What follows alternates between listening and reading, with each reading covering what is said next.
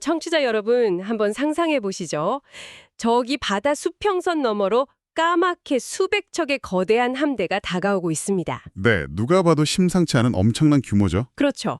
근데 국가의 최전방 방어를 책임지는 사령관이 그 배들을 뻔히 보고도 저건 일본에서 조공 바치러 오는 배구나 하고 그냥 툭 털어버립니다. 아, 참 기가 막힌 상황이죠. 네네. 그러고는 전령도에서 하던 사냥을 막 계속하는 거예요. 도대체 200년이라는 기나긴 평화가 사람의 현실 인식 체계를 어떻게 망가뜨려 놨길래 이런 치명적인 오판이 나오는 걸까요? 이게 바로 평화에 길들여진 시스템이 얼마나 무서운 인지적 사각지대를 만들어내는지 보여주는 아주 뼈아픈 장면입니다. 사람은 원래 자기가 아는 틀 안에서만 정보를 처리하려고 하거든요. 네, 기존에 학습된 대로만요. 그렇죠. 그러니까 오늘은 바로 그 지점에서 이 심층 탐구를 시작하려고 합니다. 네, 좋습니다. 저희가 오늘 세 가지 자료를 깊게 파헤쳐 볼 건데요. 조선 왕조 공식 기록인 선조실록, 그리고 대자산 대자암의 그 생생한 4월의 서사 기록, 마지막으로 의승군 백과사전 기록입니다. 네, 이 세 가지를 다루게 되죠. 맞습니다. 그래서 1592년 임진왜란을 그냥 막 연도나 전투 이름으로 외우는 게 아니라요. 완전히 마비된 국가 수뇌부부터 저 산속 깊은 암자의 스님들이 겪었던 아주 미시적인 공포까지 다각도로 한번 연결해 보려고 합니다. 아주 흥미로운 미션이네요. 평범한 사람들이 갑작스런 재난에 어떻게 대처했는지 들여다보는 거니까요. 네네. 자, 그럼 이 폭풍의 한가운데로 들어가기 전에 그 폭풍을 만들어낸 태풍의 눈부터 좀 파헤쳐 보죠. 아, 그 도요토미 히데요시 말인가요? 조선 기록에는 평수길이라고 나오는 인물이죠. 맞아요, 평수길. 저는 이 사람 권력 장악하는 과정을 읽으면서 와, 이거 단순한 자수성가 스토리가 아니라 완전 인간 심리를 해킹하는 천재 같다는 느낌을 받았습니다. 해커라는 표현이 딱 맞습니다. 기존 신분제의 룰을 따르는 게 아니라 그 시스템의 버그를 찾아내서 조작한 거니까요. 그러니까 처음엔 말먹이 풀 베어 팔던 엄청 빈천한 신분이었잖아요. 근데 권력자 수레 앞에 드러누워서 변소지기 자리를 얻어내더니 거기를 티끌 하나 없이 청소해서 신임을 얻고요. 네, 그렇게 조금씩 권력의 중심으로 들어갔죠. 근데 제가 진짜 와, 이거 미쳤다 싶었던 건 그 우물에 빠진 금술잔 일화예요. 권력자가 깊은 우물에 금술잔을 빠뜨리니까 히데요시가 수백 개의 물동이를 동원해서 한꺼번에 우물에 물을 막 쏟아붓잖아요. 아, 네, 그 부력을 이용한 일화죠. 네네. 수압이랑 부력으로 바닥에 있던 금술잔을 단숨에 띄어 올린 거. 이거 진짜 대단하지 않나요? 그게 단순히 영리하다는 수준이 아니에요. 물리적 법칙이랑 대규모 자원을 어떻게 효율적으로 결합할지 그 메커니즘을 완전히 꿰뚫고 있었던 겁니다. 아, 자원 운용의 원리를 알았던 거군요. 그렇죠. 목표 달성을 위해서 압도적인 질량을 한순간에 투입할 줄 아는 사람이었던 거죠. 이게 나중에 전쟁의 규모로 확장되니까 어마어마한 결과가 나온 겁니다. 와, 진짜 소름 돋네요. 근데 이 사람 재능이 더 무서운 게 물리법칙보다 인간 심리를 다룰 때 극에 달한다는 거예요. 그 붉은 우산 전술 메커니즘 보면 진짜 기가 막히거든요. 어떤 부분에서 그렇게 느끼셨나요? 그 반란 진압하러 가야 되는데 자기 밑에 군사가 하나도 없으니까 권력자한테 붉은 우산을 빌리잖아요. 네, 관백의 우산이었죠. 권력자는 분명히 싸움터 도착해서만 펴라 이렇게 신신당부했는데 대궐문 나서자마자 그냥 활짝 펴버립니다.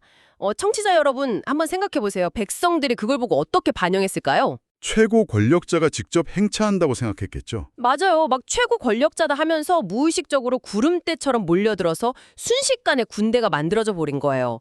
저는 이거 보면서 약간 현대 바이럴 마케팅이나 그 가짜 뉴스, 그러니까 일단 있는 척해라 이런 전략 있잖아요. 아, fake it till you make it 같은 거요? 네네, 진짜 사람들의 심리적 운영체제를 완전히 해킹해버린 거죠. 그 분석이 아주 정확합니다.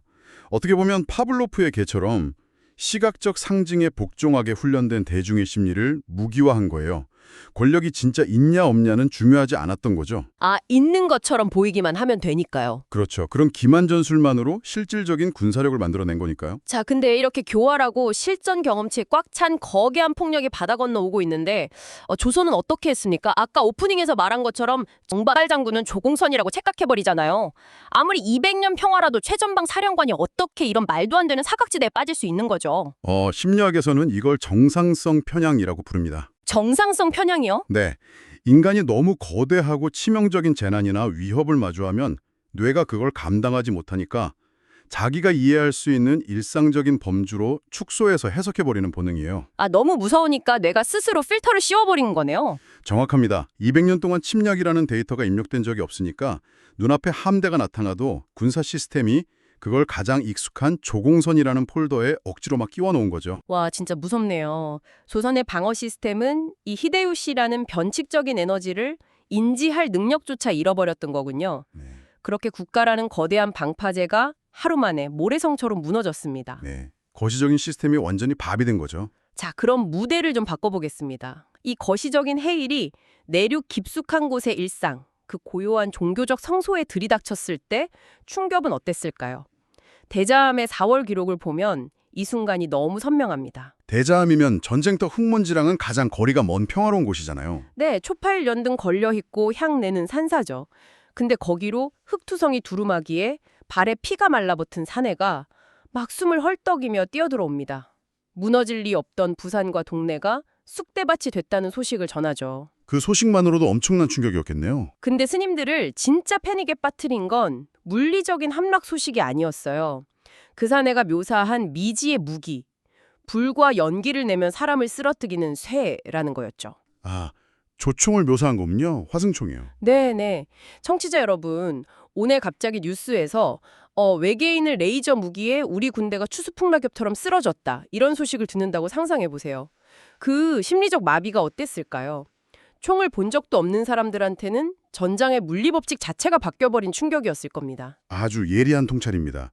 미지의 기술은 단순히 사람을 다치게 하는 걸 넘어서 인간의 심리적 방어선을 완전히 붕괴시켜버리거든요. 아, 인과관계가 이해가 안 되니까요. 그렇죠.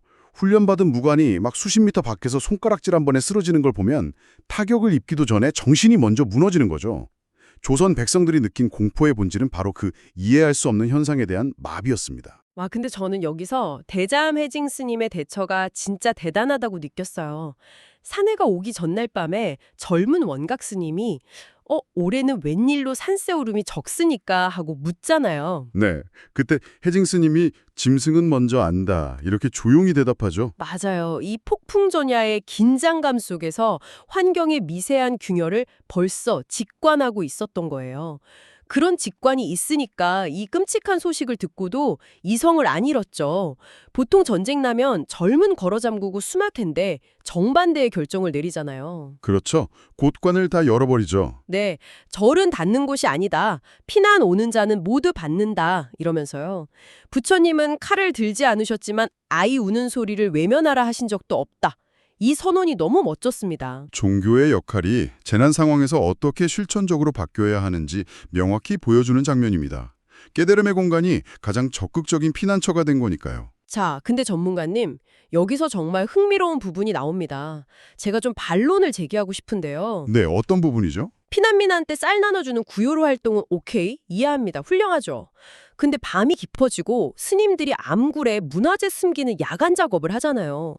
이때 해징 스님의 우선순위가 저는 도무지 상식적으로 납득이 안 됩니다. 아, 어떤 게 의아하셨나요? 아니, 전쟁 나서 약탈자들 몰려오면 당연히 크고 비싼 총동불상이나 금부치를 제일 먼저 깊이 묻어야 하는 거 아닙니까? 불에 타지도 않고요. 근데 스님은 얇고 습기 차면 썩어버리는 종이 쪼가리들, 묘법연화경이나 금강경 같은 필사본을 제일 먼저 비단에 겹겹이 싸서 숨기잖아요. 이거 너무 비효율적인 선택 아닌가요?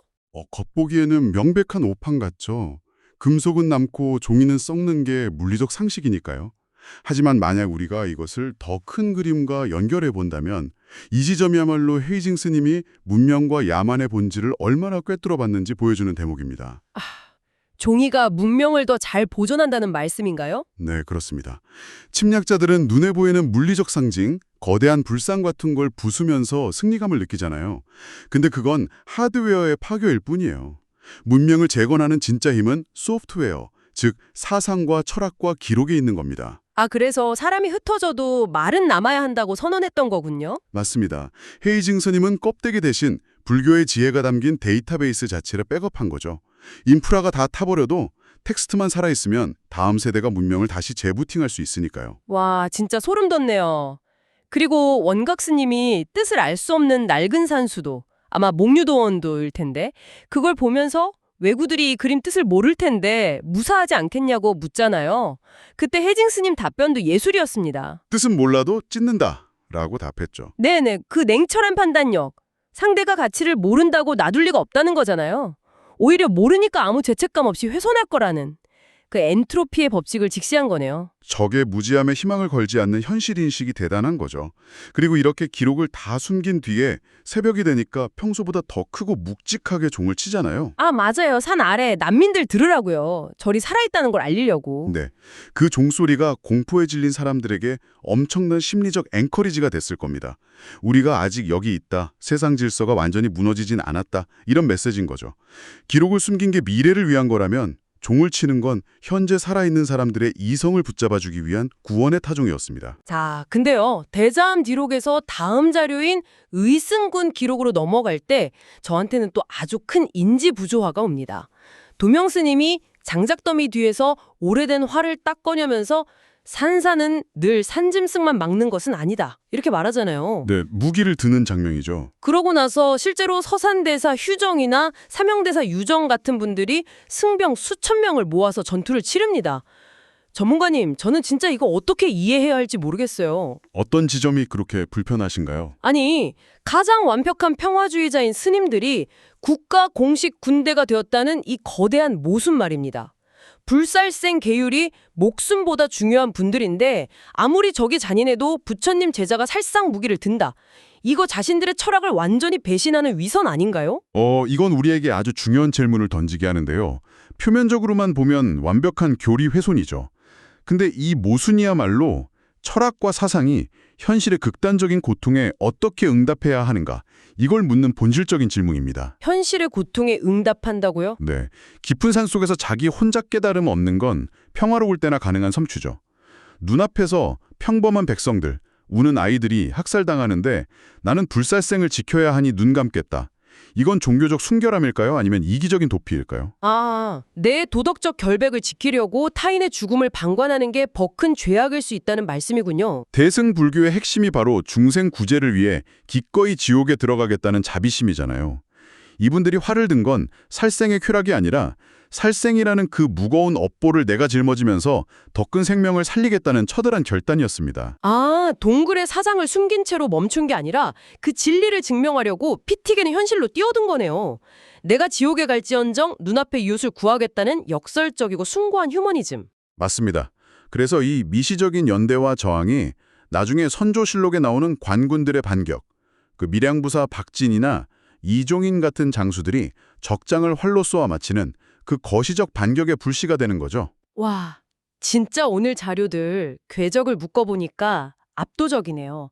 히데요시의 그 기만적인 붉은 우산 전술로 전란이 터지고 거시적 방어선은 하루 만에 붕괴했죠.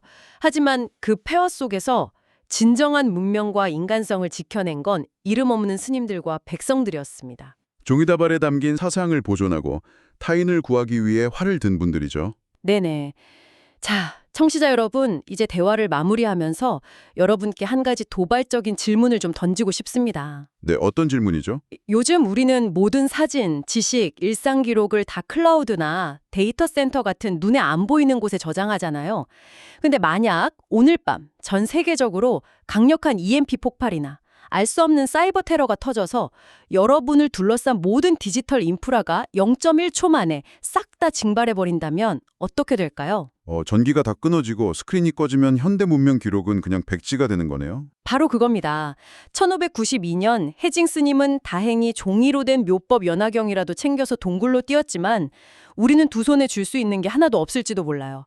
여러분의 서재, 서랍 속에 전기가 끊어진 다음 세대를 위해 당장 비단에 싸서 숨길 단 하나의 기록, 당신의 묘법 연화경은 무엇입니까? 야, 이거 진짜 우리가 남겨야 할 문명의 본질이 뭔지 찌르는 깊은 질문이네요. 네, 모든 스크린이 꺼진 뒤에 여러분이 남길 진짜 기록은 무엇일지 한번 고민해 보시길 바랍니다. 오늘 자료 심층 탐구는 여기서 마치겠습니다. 함께해 주신 청취자 여러분 감사합니다. 감사합니다.